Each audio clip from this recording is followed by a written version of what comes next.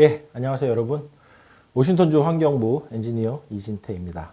저는 이곳 KBS와 TV 채널을 통해서 미국 취업 이야기, 나는 미국에서 1억 더 번다 라는 코너로 여러분들과 계속 소통을 하고 있습니다. 그래서 지난 시간에 저희가 알아봤던 내용은 그 연봉 및 보너스 협상 전략, 여러분이 이제 미국에 처음 취업을 하실 때나 아니면 뭐 다니실 때도 1년에 한 번씩 그 직원 인플로이 이밸류에이션, 직원 업무 평가를 마치고 새로 이제 다음의 연봉을 보통 이렇게 얘기하게 되는데, 이런 협상 전략을 잘 세우셔서 그냥 무조건 오케이 하고 사인하지 마시고 여러분의 권리를 하나라도 더 올릴 수 있는 전략을 세우셔야 된다, 그런 말씀을 드려봤습니다. 그래서 이번 시간에 말씀드리고 싶은 내용은 이제 체류 신분 문제를 좀 얘기해 볼까 하고 그래요. 그러니까 미국 취업을 한다는 건 우리가 외국인 신분으로 미국이라는 남의 나라에 와서 일을 하는 건데, 미국 취업 시 사실 가장 중요한 게 그 체류 신분 문제입니다. 뭐 그 무엇보다 중요하다고 말씀드릴 수 있는데, 우리 같은 외국인들이 이제 이 미국에서 취업해서 살아갈 때 가장 큰 스트레스는 일단 영어에 대한 스트레스가 물론 제일 크지만, 이 체류 신분 문제가 더 큰 스트레스가 될 수도 있어요. 이게 잘 해결이 안 되면.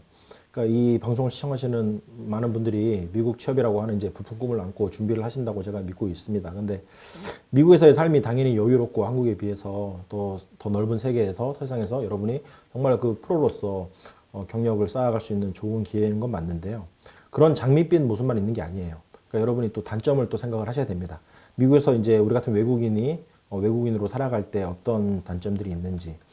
이 사실 그렇습니다. 제가 유학을 와서 지금 저도 거의 20년 가까이 살아가고 있는데, 유학을 와서 유학을 마치고 취업을 해서 지금까지 이제 미국에서 살면서 보니까 그 이영만리 미국 땅이잖아요. 그 남의 나라인데 여기서 우리 외국인이잖아요. 결국은 마이너리티로 외국인 신분으로 살아간다는 게 그게 결코 호락호락하지 않아요. 그러니까 일단 언어가 다르기 때문에, 영어가 퍼펙트하지 않기 때문에 남의 나라에서 이방인으로 살아가는 개념이죠. 그러니까 뭐 외롭고 힘든 여정이라고 할 수 있는데요. 이 언어가 일단 100% 소통이 잘 안 되다 보니까 뭐 말을 중간에 잘 못 알아듣거나 오해하기도 하고, 또 내가 뭐 좀 억울한 일이 생겼을 때 하고 싶은 말을 좀 요리조리 잘하고 싶은데 그게 잘 안 돼서 답답해하고 억울해할 때도 많이 있죠. 뭐 다들 한 번씩 겪을 수 있는 일일 텐데요. 가장 그 중에 그 심각한 그 스트레스는 체류 신분 문제예요. 그러니까 지금 이 순간에도 분명히 그런 분들이 있을 겁니다. 그 누군가는 해결하지 못한 체류 신분 때문에 뭐 불체자 신분으로 살아가는 거죠. 엄청난 스트레스예요, 그게. 정말 뭐 아메리칸 드림으로 왔다가 체류 신분 문제가 해결이 안 되면 이제 두려움에 떠는 그런 불체자들이 많이 있는데, 그 고생 끝에 이렇게 뭐 아메리칸 드림을 이루고 성공한 사례가 많이 있어요. 보면 예전에 이민 오신 분들부터 해서. 근데 또 여러 가지 이유로 많이 실패도 합니다. 근데 대표적인 것 중에 하나가 이 체류 신분 문제 때문에 리걸 스테이터스에 문제가 생겨가지고 안 좋은 결론을 맺는 경우를 많이 봤는데요. 그러니까 무엇보다 여러분이 먼저 이 미국 취업, 이민 이런 걸 꿈꾸신다면 그 체류 신분 문제를 확실하게 이제 해결을 하시는 게 정말 그야말로 기본 중에 기본입니다. 특히나 뭐 또 내가 혼자 오는 경우가 아니라 뭐 이렇게 가족까지 동반했다 그러면 더더욱 중요한 문제가 되겠죠. 그래서 일단 아셔야 될 게, 우리 같은 외국인이 미국에서 이제 합법적으로 일을 하려면 그 어떤 법적 자격을 갖춰야 되는데요.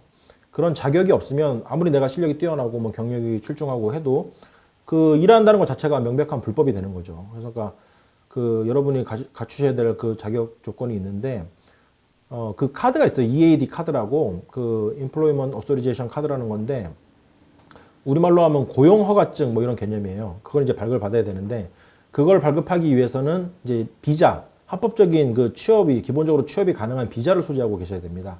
그래서 비자를 이제 받고, 기간이 있죠. 비자에는 몇 년 이런 식으로 그 일정한 기간, 일할 수 있는 기간이 찍혀져 있기 때문에 그 비자를 받으셔야 되고, 장기적으로 내가 잠깐 가서 일하다 오는 게 아니라 한국으로 내가 장기적으로는 이제 미국 이민까지도 고려한다. 그러면 결국은 여러분이 그 영주권을 미리미리 준비를 하셔야 돼요. 영주권 어떻게 절차가 진행되는지 알아보시고. 그래서 일단 비자를 먼저 알아보죠. 그 여러분이 취업을 하실 때 받는 비자는 결국 그 단기 취업 비자라는 게 있어요. 뭐 다들 알아보셨을 텐데 H-1B 비자라는 거죠. 미국 이민법에서 보면 그 발급하고 있는, 규정하고 있는 비자가 50가지인가 된다 그러더라고요. 엄청나게 많은 비자 종류가 있는데 그 중에 하나입니다. 그래서 흔히 말하는 이제 미국 취업 비자죠. 그 미국에서 취업을 하기 원하는 외국인들을 위해서 이제 발급해주는 그 USCIS라고 하는 미 이민국에서 이제 발급을 해주는데요. 보시면 이제 H-1B 비자는 학사 이상, 그러니까 학부 4년 나오면 이제 학사가 되는 거죠. 학사 이상, 학사나 석사, 뭐 박사 이런 식으로 학사 이상의 그 학위를 소지한 외국인이 자기 전공 분야, 자기가 전공한 분야에서 이제 스페셜티, 자기 전공 전문직으로 취업을 할 때 발급해주는 비자가 되겠습니다. 그래서 기본적으로 그 쿼터가 있어요. 책정된 개수가 이제 학사 같은 경우 6만 5천 개, 그래서 6만 5천 개의 쿼터가 책정되어 있는데 만약에 미국 대학원에서 뭐 석사나 박사를 졸업한 친구들이다. 그러면 그 친구들을 위해서 별도로 2만 개의 쿼터가 더 책정이 되어 있습니다. 그래서 토탈 8만 5천 개죠. 해마다 그 8만 5천 개의 H-1B 비자를 이제 발급을 해주는데요. 통상적으로 보면 그 비자를 이제 신청을 할 거 아니에요. 그 신청하는 시청자 수가 발급해주는 숫자보다 훨씬 더 많습니다.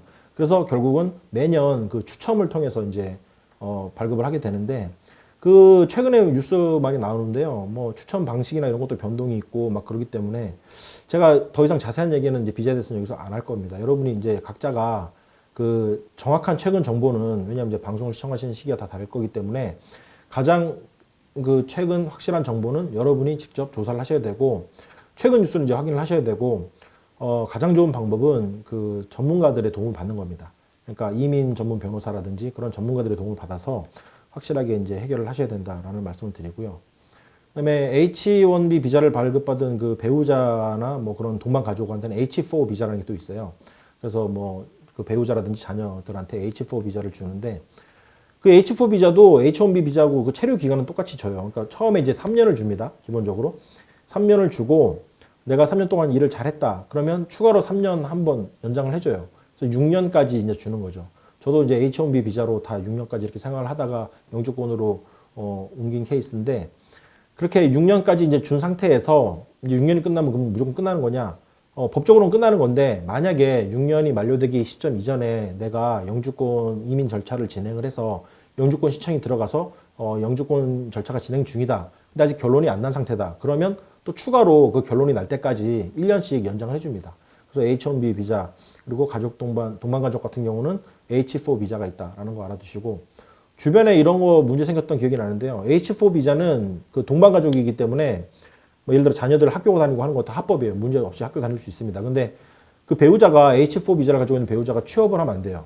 그러니까 이게 취업 비자가 아니고 동반 가족 비자이기 때문에 취업하는 게 허락이 안 되는데 이런 걸 잘 모르고 뭐 가끔가다 실수하거나 아니면 알고서도 그냥 뭐 괜찮겠지 하고 진행하는 경우가 있어요. 근데 이 미국이란 나라가 여러분 아셔야 되는데 그 호락호락하지가 않아요. 그러니까 겉보기에는 쉽게 술렁술렁 가는 것 같아도 이 법치 국가잖아요. 그 법과 시스템이 딱 있기 때문에 그거에 의해서 돌아갑니다. 그래서 그 당장은 문제가 안 생길 수 있어요. 그리고 조용히 본인도 까먹고 있을 수 있는데 나중에 뭐 영주권 진행을 할 때 그게 뭐 문제가 된다든지 하는 경우를 많이 봤습니다. 그래서 여러분이 그런 걸 반드시 숙지를 하셔야 되고 나 뭐 모르고 그랬다. 모르는 것도 무지죠. 무지도 죄입니다. 모르는 게 죄예요. 그러니까 무슨 말이냐면 뭐 여러분 운전하고 가시는데 교통법규를 어겼어요.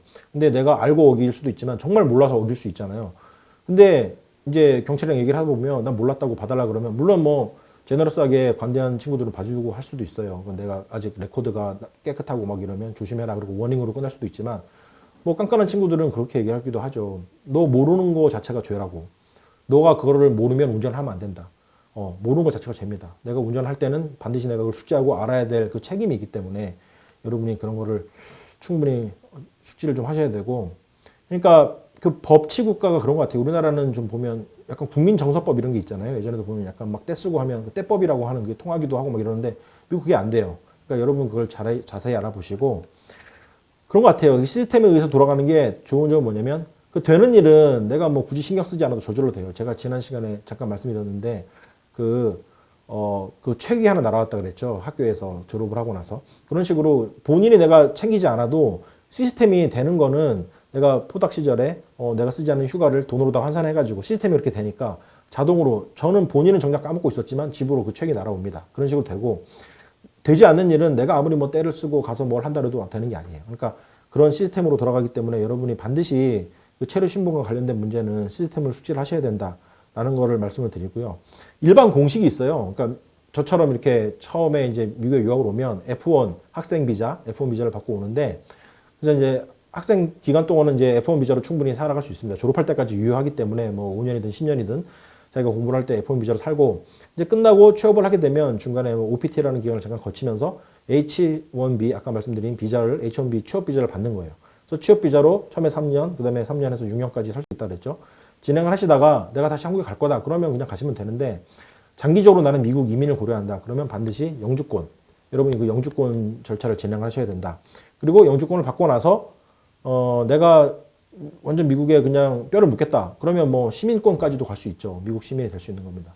근데 영주권과 시민권이 이제 다른 건데 한국에 계신 분들 막 얘기를 하다 보면 저도 그랬고 한국에 있을 때는 헷갈리시는 분들이 있어요. 영주권, 시민권 차이를 잘 모르고 그러는데 뭐 미국에 사시는 분들이야 다들 잘 아시겠지만 상식을 넓히는 차원에서 간단하게 이제 비교를 설명을 드리면 이 혼용해서 막 말씀하시는데 영주권은 그 그린카드라 그러죠. 그러니까 보시면 외국인이 우리 같은 외국인이 미국에서 이제 합법적으로 거주하면서 살아갈 수 있는 자격이에요. 그 카드가 이렇게 보시면 약간 초록빛 그린 컬러가 나요. 그래서 이제 그린카드라 그러는데 그러니까 특별한 문제가 없으면 내가 그 영주권에 이제 거기도 기간이 있습니다. 그래서 나와 있는 기간 동안은 합법적으로 체류를 할 수 있는 거죠. 그러니까 뭐 조건부 영주권이라는 게 또 따로 있는데 조건부 영주권이 아니라 일반 그냥 제너럴 영주권이면 기본적으로 이제 유효기한 10년을 줍니다. 발급을 할 때. 그래서 10년 동안은 내가 살 수가 있고 10년이 지나면 그 사이에 아무런 뭐 특별한 문제가 없었다. 그러면 또 갱신을 해줘요, 그냥. 그래서 10년마다 한 번씩 갱신을 하면서 평생 살 수도 있어요, 영주권으로. 그러니까 내가 이민을 고려한다 그러면 영주권은 이제 필수인 거예요, 필수. 근데 평생 살 수도 있죠.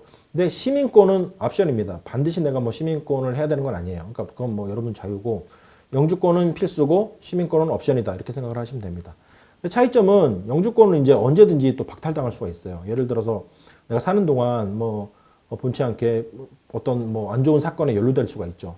사건에 연루된다거나 아니면 또 어떤 상황에 따라서 내 삶이 미국이 아닌 다른 나라에 뭐 한국이 됐건 아니면 다른 제3국에 장기간 체류하고 뭐 이럴 수가 있는데 그게 만약에 이민국에서 판단할 때 이 사람은 미국 영주권을 줬는데 미국에 살 의사가 없다라고 판단이 되면 언제든지 그게 박탈당할 수 있거든요. 그래서 미국의 어떤 그 보호를 받지 못한다고 생각하시면 돼요. 그래서 한마디로 이제 미국이 이제 보호를 받지 못하고 합법적으로 거주만 할 수 있는 권한이다라고 생각을 하시면 되고 시민권은 이제 영어로 citizenship이라고 그러죠. 이 시민권은 완전 다른 개념이에요. 그러니까 미국 시민이 되는 거예요. 그러니까 무슨 말이냐? 이 대한민국 현행법이 있죠. 현행법상 내가 미국 시민권을 취득을 하면 그 순간 공식적으로 대한민국 그 국적을 상실하는 겁니다. 그러니까 뭐 생물학적으로는 내가 뭐 된장찌개 먹고 김치 먹는 한국 사람인데 여전히 법적으로는 내가 미국 사람이 되는 거예요. 시민권을 취득한다는 얘기는 한국에서 그 국적을 상실했기 때문에. 그래서 영주권과 시민권은 이제 그런 차이가 있고 대표적인 차이는 이제 투표권. 미국에 이제 여러 가지 각종 투표가 있지 않습니까? 근데 영주권자는 말 그대로 아직까지 외국인이기 때문에 투표권을 주지 않죠. 근데 시민권은 그냥 미국 사람이에요. 미국 국민이기 때문에 당연히 투표권을 받을 수 있고 참여할 권리가 있는 거죠. 그리고 또 다른 차이는 그 자국민 보호인데요. 미국 사람들 뭐 그 자국민 보호 최선을 다하는 국가라고 알려져 있잖아요. 그러니까 뭐 그런 일이 잘 발생을 하진 않겠지만 혹시라도 뭐 내가 어디 제3국가에 갔다가 그 나라에서 어떤 전쟁이나 뭐 테러 뭐 그런 거에 연루될 수 있잖아요. 각종 뭐 여러 가지 공경에 처할 수 있는데 미국 사람들 시민권자면 그때는 당연히 시민권자부터 우선적으로 보호를 해주죠. 미국에서. 그래서 그런 보호를 해준다.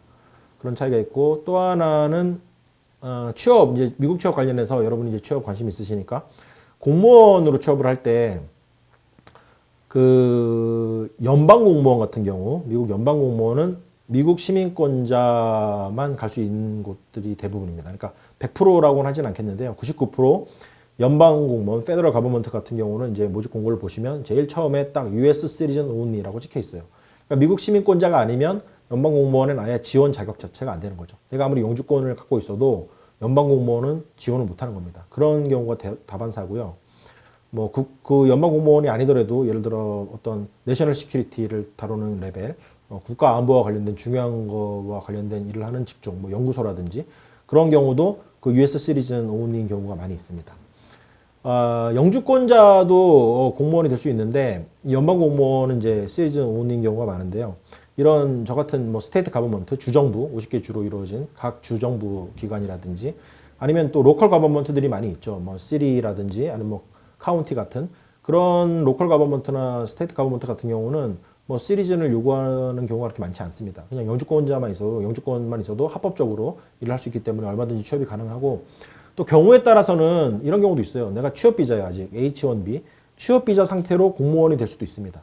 그러니까 이런 얘기 하면은 뭐 안 믿는 친구들 많은데 그런 경우 사례가 많이 있고요. 그러니까 주마다 일단 다 다르기 때문에 미국은 다 알아보셔야 되고, 같은 주라 그래도 예를 들어 워싱턴주 같은 경우도 이제 여러 가지 에이전시들이 있잖아요. 뭐 각 디파트먼트들이 다른 공무원 기관들이 있는데 그 에이전시마다 달라요. 그래가지고 잘 알아보셔야 돼요, 여러분 꼼꼼하게. 그러니까 내가 경험해본 게 다가 아닙니다. 미국은 뭐 저도 당연히 다 경험을 못 해봤지만 많은 사람들이 일반 그 자기가 경험해본 몇몇 그 경험들을 가지고 일반화 시키려고 하는데, 그러면은 그게 결국 저게 되는 거예요. 그 장님 코끼리 만지기라는 말이 있죠.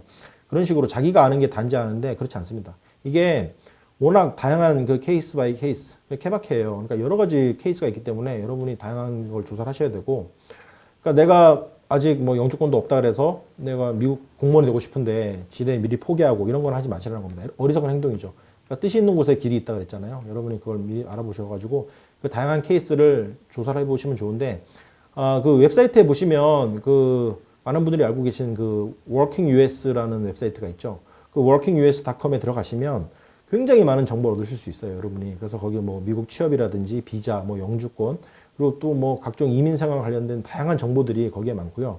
그 비자 관련된 그 포럼이 있는데 그 코너에 보시면 굉장히 많은 케이스들을 접하실 수 있습니다. 근데 주의하셔야 될 게, 그 오래된 자료도 다 올라와 있기 때문에 제가 말씀드렸듯이 이게 법이 자꾸 바뀌고 하기 때문에요.